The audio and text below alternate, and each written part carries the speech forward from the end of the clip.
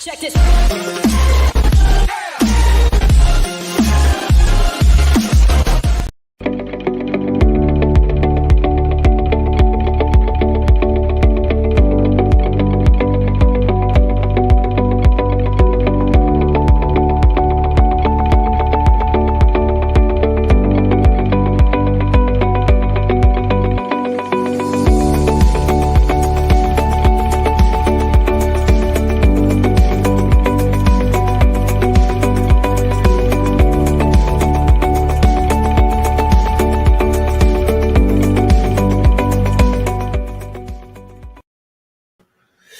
Well, hello, everybody, and welcome. Good morning. It is time for Be Encouraged. And on Fridays, it's my friend Lesley Salman from Gainesville, who, well, just from life. She's from life. Why do I have to put a label on her? I don't know. Yes. A label on her. Don't Except limit. for it needs to be a How better dare you label. limit me? That's right. It needs to be a better label than it was last time.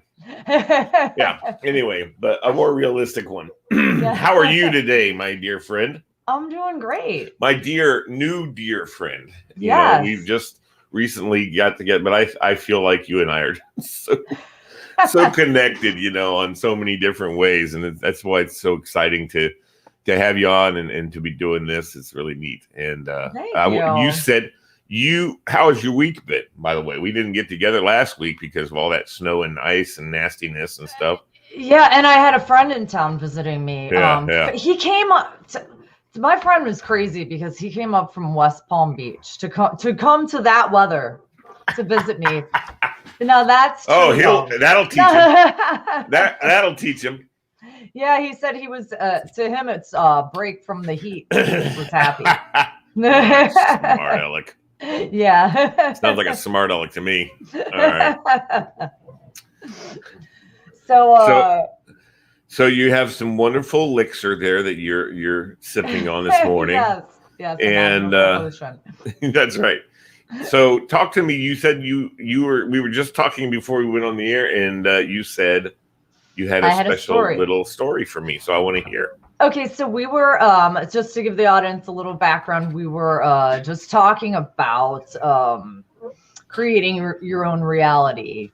Yes. And I mean, maybe even better could be co-creating because, of course, God is doing it too. But you're channeling, not channeling as a medium or anything like that, but you're using His truth to make your reality. But anyways, sure.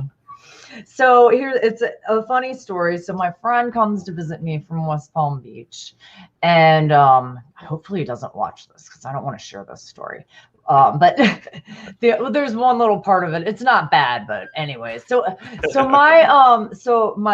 had my 9-year-old son at my house, and his dad was coming to pick him up for the weekend, and and my friend from West Palm. I mean, he's my college friend, so they'd never met, and we'll call my friend from West Palm Joe, and we'll call my ex Tim. All right, Tim and Rex. Yes, Tim and Joe. Gotcha. Okay, Right. so anyways, we're playing with my 9-year-old, just having this great time, and I've got this coat that I ordered. I'm telling you, everybody that sees it's like, I love that coat. It's like super furry, long, like purple, and then you put the hood up, and it's got cat ears on it.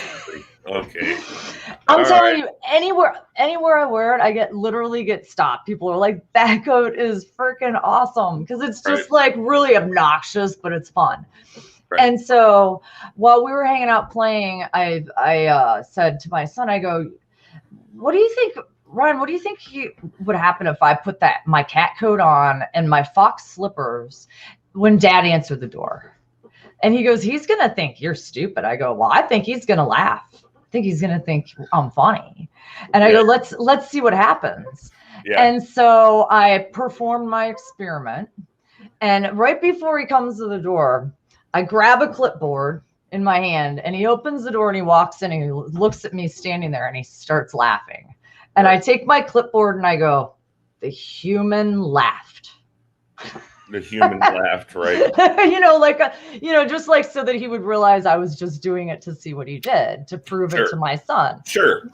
And so we all had a good laugh, but I'm telling you, it set the tone for us to just have like a goofy, playful, fun experience while he picked up my son. We were all laughing. By the time now this is my ex that picks up my kids every week. Now we have a great relationship anyways, but by the time he left, we were all giving each other a hug goodbye. Why would I hug my ex that's just driving half an hour down the road? My ex, but like that's the kind of mood it set the tone for. Right. Yeah.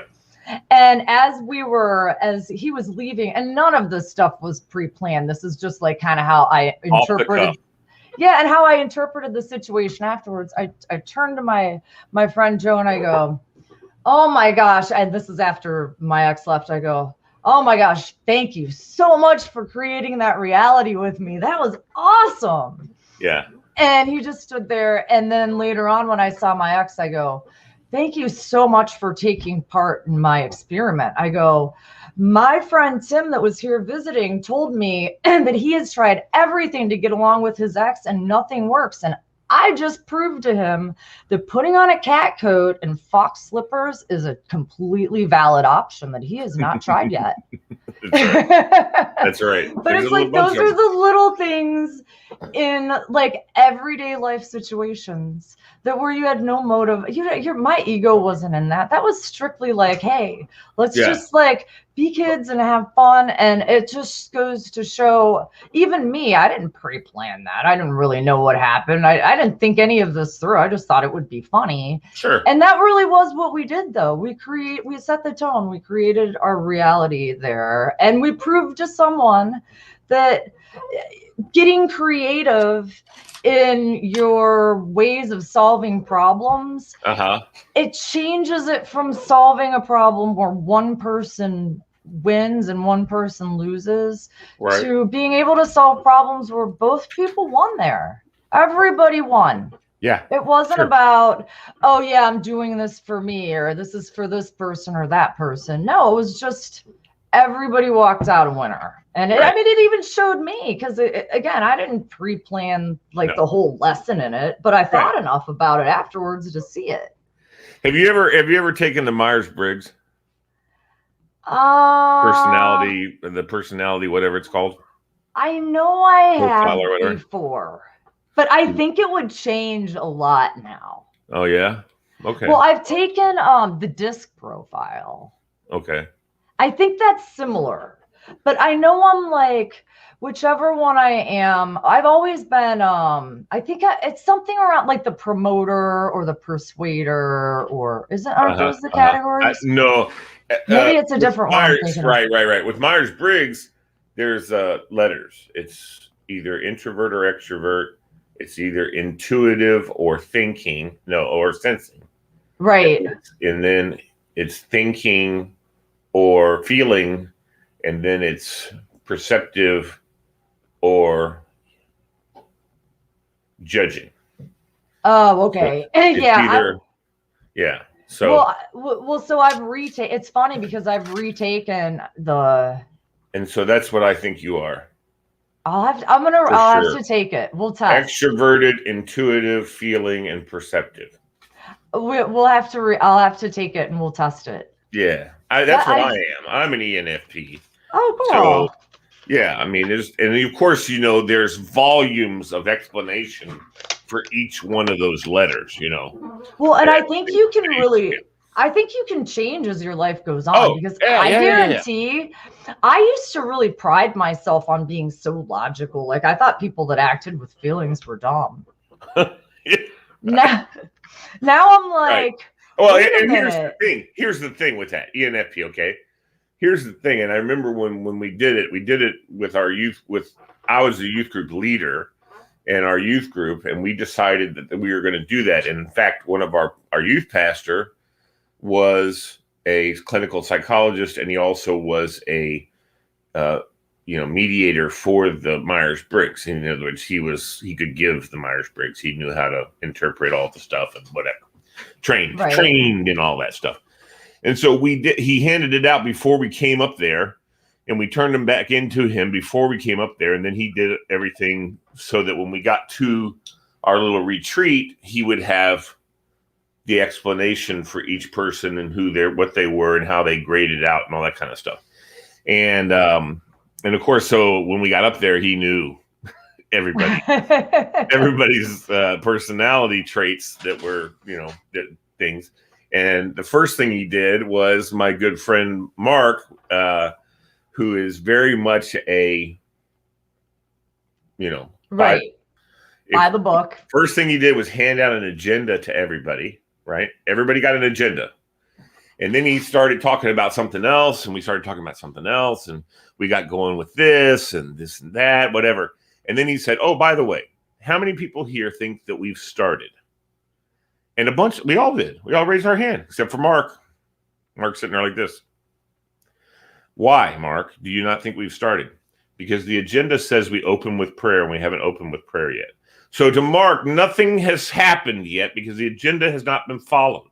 Right. You would know what I'm saying? So nothing has begun. This has all been bull crap until someone opens us with prayer, Right. Right. He's the same guy also, we're going to go camping. So the hike is not part of camping for him. It's pitching the tent, getting set up in your campsite. Then you go exploring and whatever. But everyone wanted to stop on the way up the hill to go to a campsite. And Mark's freaking out. He's like, come on, let's go. We got to get up to the campsite. Right. And everybody's like, look at this view, Mark, calm down. That kind of thing. Well, it's when you finally learn in life how to enjoy the process more than the results. Yes. That's when you begin to love your life, because otherwise you're just living to die. I mean, in all honesty, I know it's just completely simplified. There's a lot of people that do that. No. There's a lot of people that live to die, and I don't get it. I'm like, well, I don't think they know. Enjoy your life. I don't think they know they're doing it. Yeah. They don't know they're doing it. But they don't think there's an alternative. I think in a lot of times. But the point that I wanted to get to, actually, I'm sorry, I didn't get to. No, that's okay. The point I wanted to get to was that Tom, our guy, said, look at your sheets. There's the scale. EI, extroverted, introverted. Look where you score, right? Everybody, I, for instance, scored just on the other side of 50% on to extroverted, because I like to be alone also. Right. But I like to also be. So anyway, so that's how that scored it.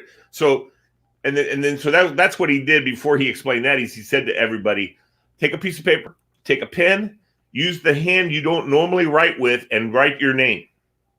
Right? And so we all did. He goes, how does it look? Can you read your name? Yes, we can all read our names. Do they look good? No, it looks kind of crappy. Well, okay. But that means you can write with your left hand or your right hand, whatever it is. Right. It doesn't mean that you're not introverted if you're extroverted. It just means that where are you in there? Where's the balance? Where are you located? Where's the balance? Yeah. Yeah, no, exactly. I will say when I write with my left hand, I get really angry with my left hand because it won't do what I want it to do. I'm like, why is it so hard to control? Yeah, like throwing a ball with my left hand. It has a mind of its own. Yeah. It's like, but again, it's like anything. If when you put something into practice, I've never practiced writing with my left hand. I'm sure if I did, I could do it. Absolutely. But, right. Most people, why bother? You got your other one. Well, and speaking of throwing the ball, my dad can bat from the right side or the left side. He can hit both sides. There's no way I can hit from the left side of the whatever. Actually, side. You can. Well, yeah. I'd have to practice, and if I did get the bat on the ball, somehow it would barely go blink, blink, blink, blink down the road. I can knock one out of the park on my other side. Right. But the left side, forget about it. I just never practiced. That's what you said. It's all about practice and what you can be good at. And, these guys, people practice that. They practice so they can be ambidextrous and they can do both sides and they can do things.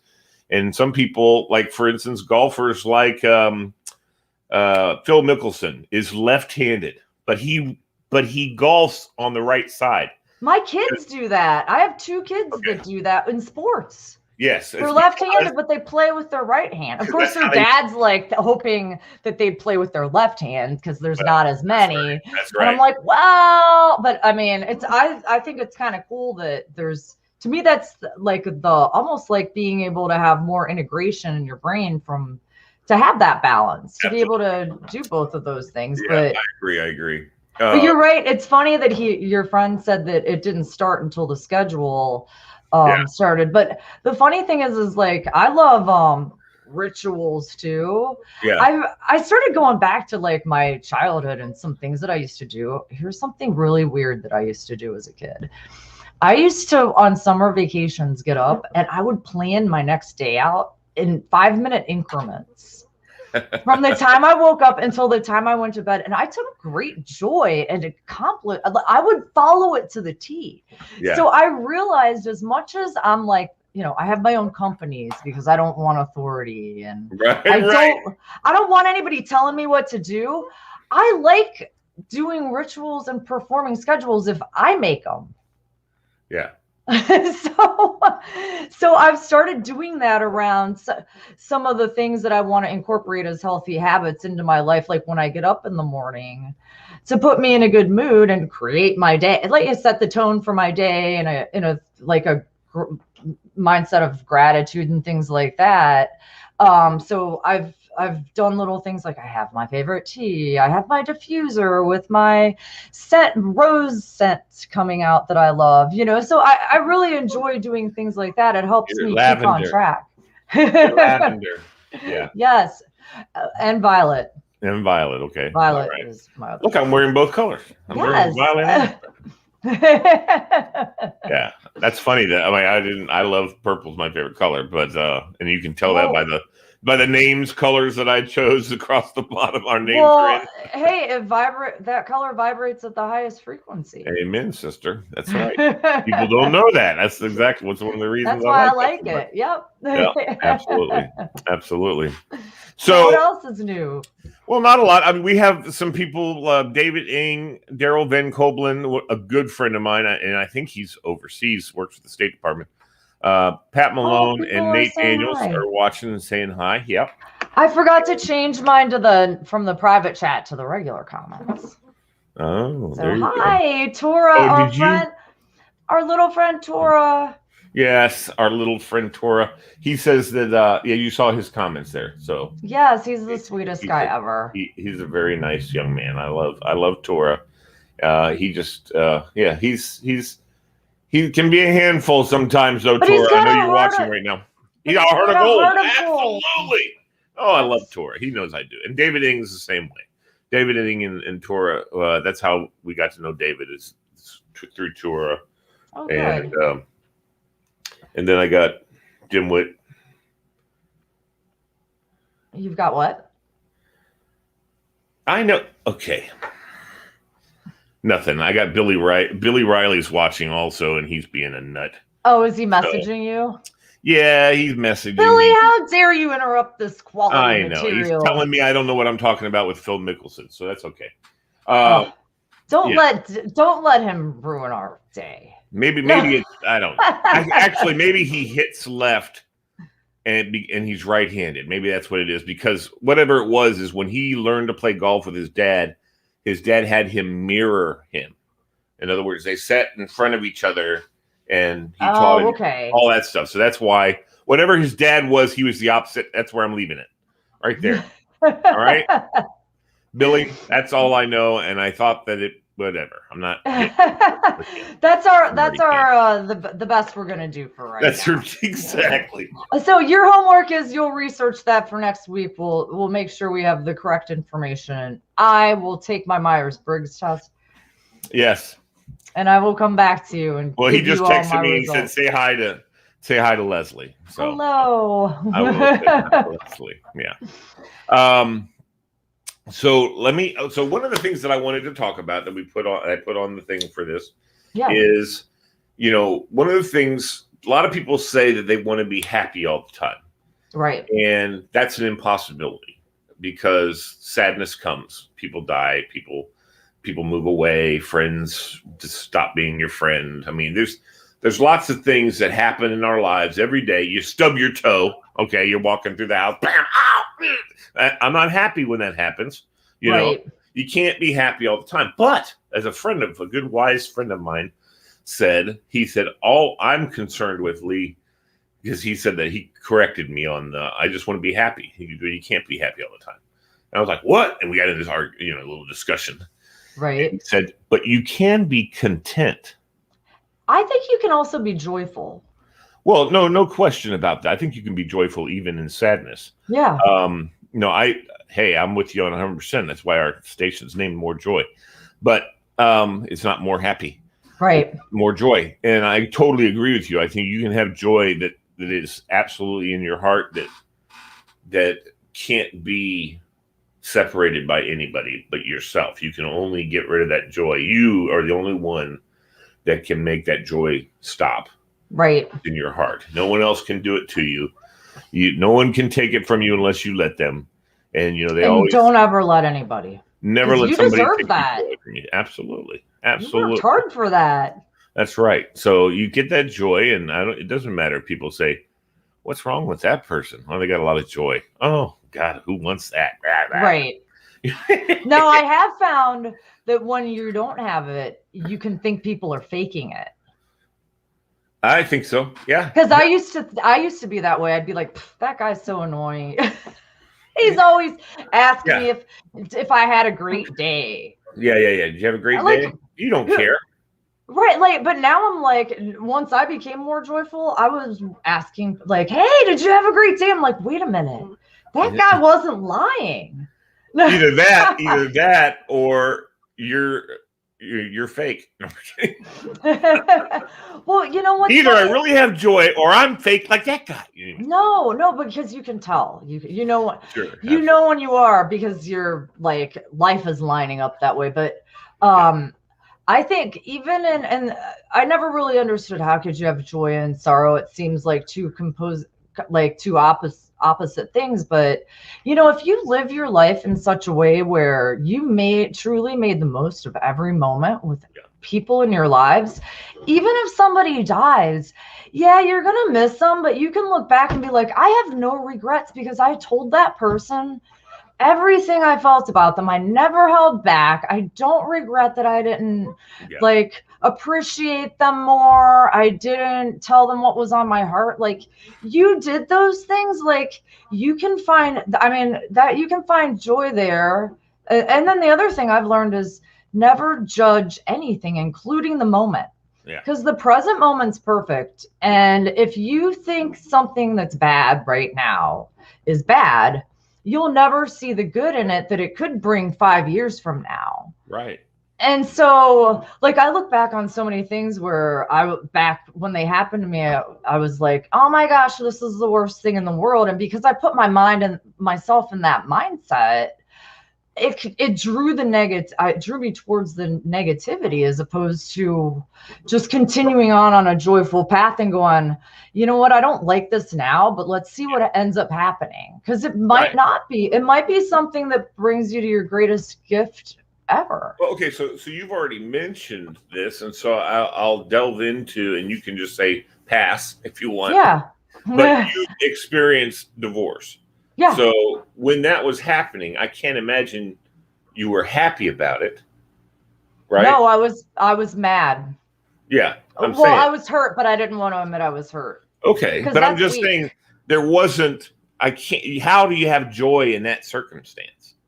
And looking back, you may not have had it then, but you can see how you can.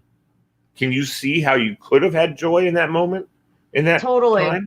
Totally. Yeah. And if I went through something like that today, I would know how to have it.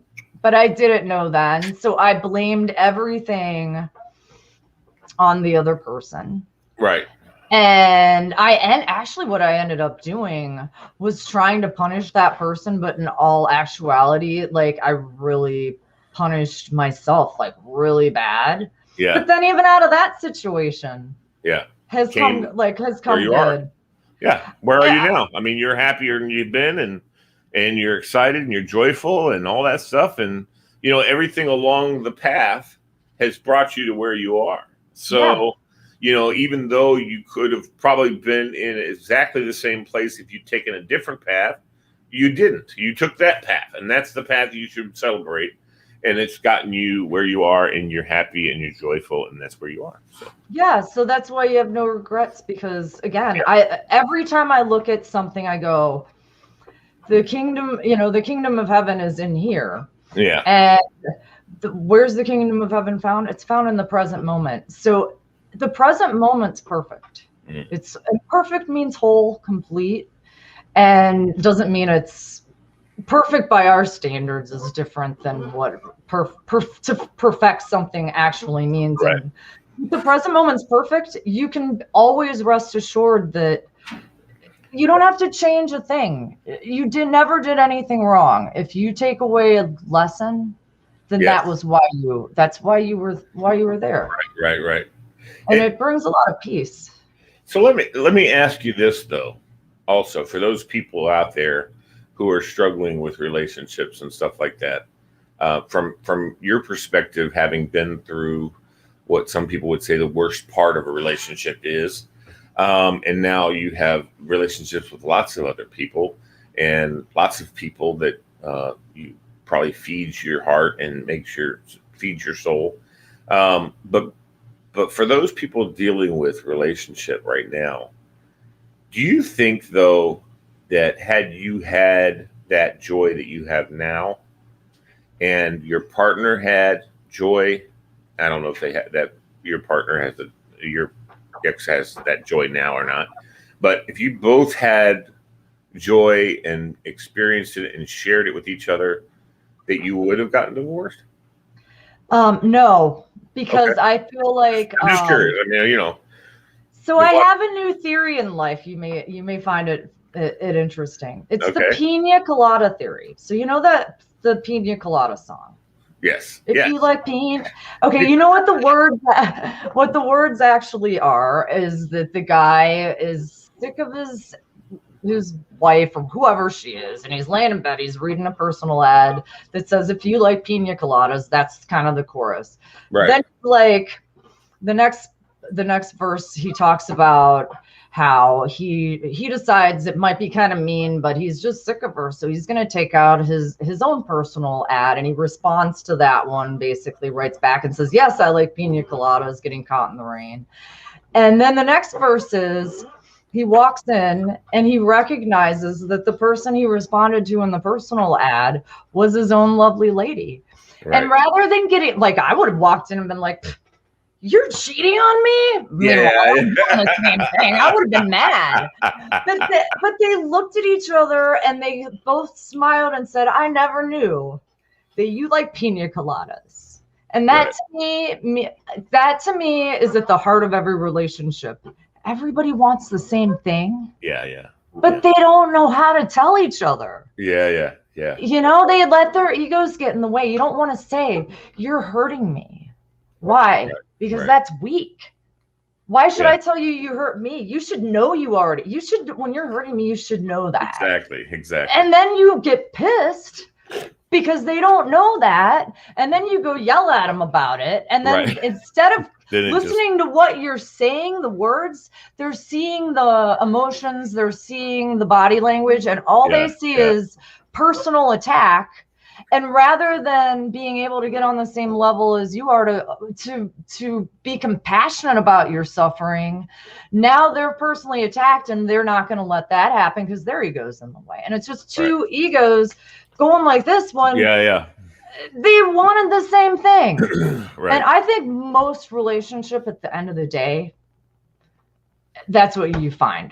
And it's really sad to think that was all it would have taken to be real. Be real with the person. I think it's important to make a choice every day. I think our lives, and I'll be happy to hear if you disagree. I think our lives are a series of choices that we make, and series of choices we are committed to making. Yeah.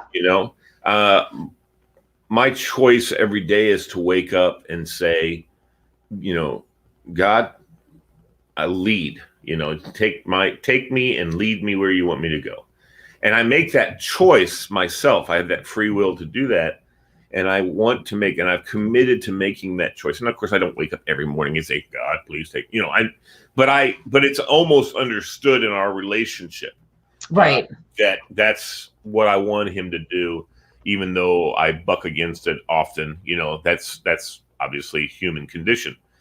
But the other part is I also wake up every morning and I go to bed every night saying and deciding and choosing to love my wife. Right. And trust me, that's a hard choice some days. But it's still a choice I make because I committed to making that choice. Well, and she and I have talked about this, and I believe she does the same thing. God knows she does, because I don't know if she'd put up with me if she didn't make that choice. I mean, I don't know, but that's what's it's really not, and it's not, and I've found for me, it's not hard. It's not hard to make that choice and say, hey, okay, this is my commitment. That's because you understand it. I think sometimes when you just hear those words and nobody tells you how to do it, yeah, right, then you don't get it. And for me, it had to come from me going, what don't I like about my life? Why am I having these same patterns again? I don't want these anymore. Looking at my own life, and I started saying, what can I do to change this? I didn't know. So I started doing everything that I could think of, from the smallest, teeniest, tiniest tweaks in what I ate to, taking more time for spirituality, for prayer, for just understanding and thinking about why I think the way I do, changing my thinking. I did so many things, and I think that's why I feel like I experienced such exponential growth. But what it did is I set the stage for myself to grow without knowing it. And then I started talking to myself. I said, I'm going to talk to myself through every choice that I make. I'm going to think, what would I advise my kids to do? Because that's the closest I have to experiencing unconditional love. Once I consistently treated myself like that for long enough, I learned what unconditional love was. Yeah. I didn't know what it was until I gave it to myself. And then once I gave it to myself, I could give it to others, because now I can't give what I don't know exists. Right. So, but it exists. Then it becomes easy. Yeah. That's right. It's easy. Yeah. But it's that desire to get there. And you don't know what you're doing. It's just getting started. Yeah. Nobody knows what they're doing when they first start anything. It's practice. Yeah. Putting into practice what you want to become.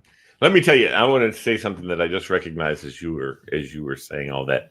Here's one of the things that people do. I've actually met people that say, I don't like to talk about things like that because I become emotional, and I don't want to be emotional in front of people. I just noticed as you started to talk about unconditional love, you became a little emotional, right? Because it's so overwhelming to us, to so many people, but people don't talk about it because they don't want to get emotional. I had a friend across the street from me, and we were talking about something, and she was talking about music and whatever. And I said, hey, have you ever listened to WGTS, which is a Christian radio station in Fairfax, in the area?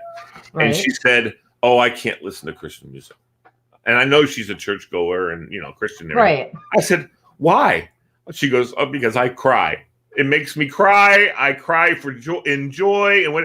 Well, how awesome would that be? Right. I mean, I love to cry in joy.